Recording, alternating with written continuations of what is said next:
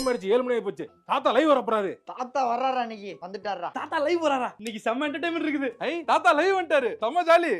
அனைவருக்கும் வணக்கம்.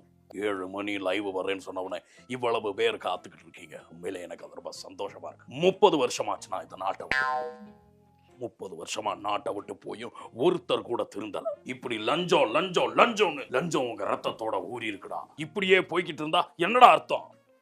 என்ன அர்த்தம்? நம்ம நாடு சுடுகாடாயிரும்.